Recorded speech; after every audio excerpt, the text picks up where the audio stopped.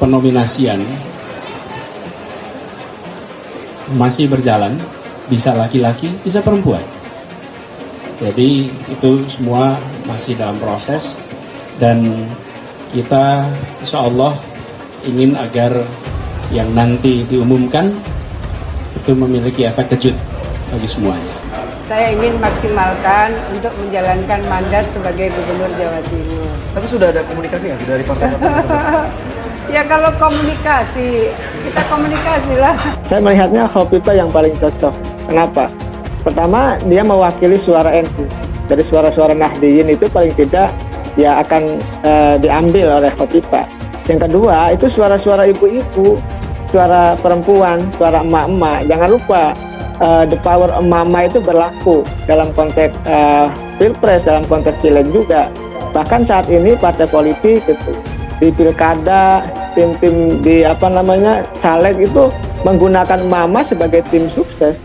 Bahkan ya para capres juga ketika menggunakan para relawan itu yang door to door ke masyarakat juga emak-emak itu perempuan gitu. Kan Pak Anies ketua asosiasi Pemprov, iya. Jadi gubernur dengan gubernur kita punya grup dikomandani Pak Mendagri ya, sambil komunikasi tentu terbangun. Ya. Ya. Tapi sejauh ini kan yang kita jelas, ini kan harus tim kecil ini yang bisa menjelaskan sebenarnya pembicaraan seperti apa. Kalau kami sebenarnya saya juga tuh udah terupdate sebenarnya dengan baik. Apa yang disampaikan oleh tim 8 ini kan selalu saya update tiap hari lewat sekjen. Jadi sebenarnya sekali lagi ya mungkin personal Andi Arief merasa bahwa ini Demokrat kalau nggak sampai Juni kayaknya kelamaan nih, cobalah kita colek gitu ya koalisi supaya ya kita jangan terlalu lama lah, kira-kira kan seperti itu harapannya.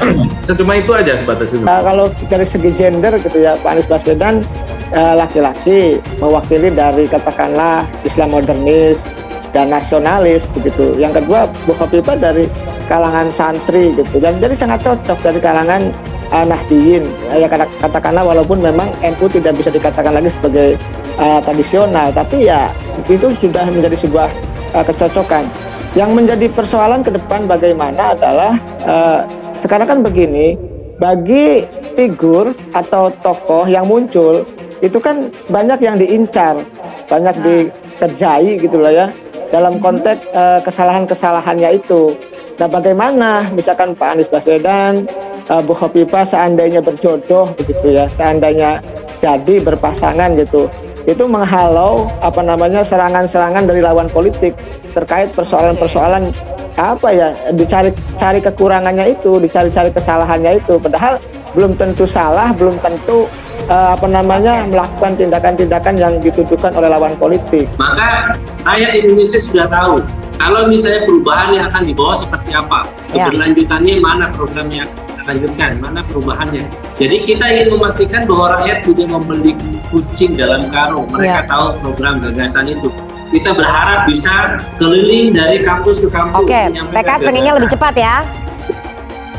Ya, betul. Dan saya kira semuanya juga sama ya. Tinggal nanti kita saat ini sedang merapikan bagaimana waktu yang tepat untuk mendeklarasikan itu. Saya sih setuju saja kalau misalnya bulan ini yang diharapkan oleh Demokrat itu juga yang diharapkan oleh PKS. Baik, saya mau. Kira-kira ini ada proses yang harus kita lalui, ya kita butuh rasionalisasi, komunikasi yang baik, sehingga soliditas ini terus akan berlayar. Kita yakin bahwa ini akan. Dan memang AHY memiliki karakteristik personal branding yang saya pikir cukup menarik, kekuatannya sebagai anak muda, nama besar Yudhoyono, lalu juga memegang sebuah partai dengan elektabilitas yang cukup kuat dan latar belakang sebagai seorang militer, lalu juga kemudian latar belakang sekolah di luar negeri, saya pikir menjadi kekuatan tersendiri di sebagian kalangan anak muda. Tetapi menarik ketika kemudian melihat bagaimana kekuatan elektoralnya ketika disandingkan misalnya dengan nama Anies Baswedan. Saya pikir ada kelemahan di situ,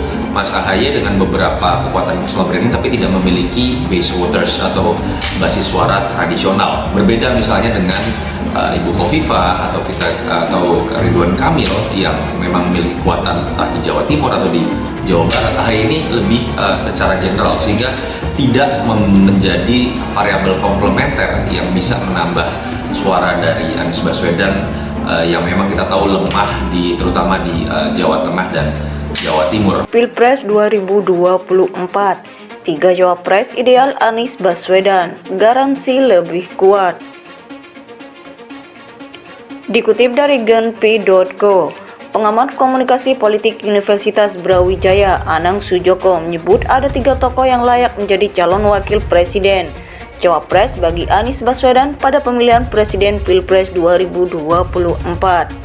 Mereka ialah Menko Polhukam Mahfud MD, Menteri Koordinator Bidang Pembangunan Manusia dan Kebudayaan Muhadjir Effendi, dan Gubernur Jawa Timur Hovifah Indar Parawansa. Kalau Anies mau kuat, seharusnya bisa memilih antara 3 nama itu, kata Anang Sabtu 27 Mei 2023. Anang menilai 3 tokoh tersebut mempunyai basis massa yang cukup kuat, sehingga bisa membantu Anies Baswedan meraih kemenangan pada Pilpres 2024.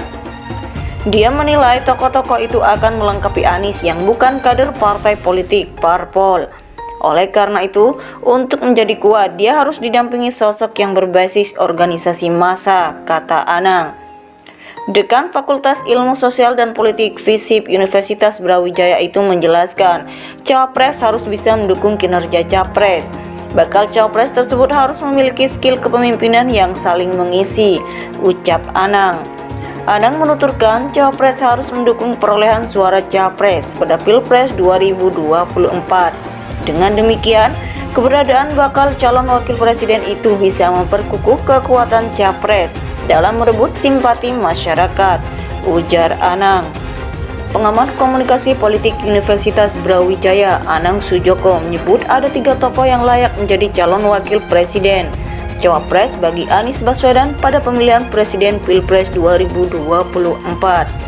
Mereka ialah Menko Polhukam Mahfud MD, Menteri Koordinator Bidang Pembangunan Manusia dan Kebudayaan Muhadjir Effendi, dan Gubernur Jawa Timur Hovifah Indar Parawansa. Kalau Anies mau kuat, seharusnya bisa memilih antara 3 nama itu, kata Anang Sabtu 27 Mei 2023. Dekan Fakultas Ilmu Sosial dan Politik FISIP Universitas Brawijaya itu menjelaskan, cawapres harus bisa mendukung kinerja capres. Bakal cawapres tersebut harus memiliki skill kepemimpinan yang saling mengisi, ucap Anang. Dia menilai tokoh-tokoh itu akan melengkapi Anies yang bukan kader partai politik parpol. Oleh karena itu, untuk menjadi kuat, dia harus didampingi sosok yang berbasis organisasi massa, kata Anang.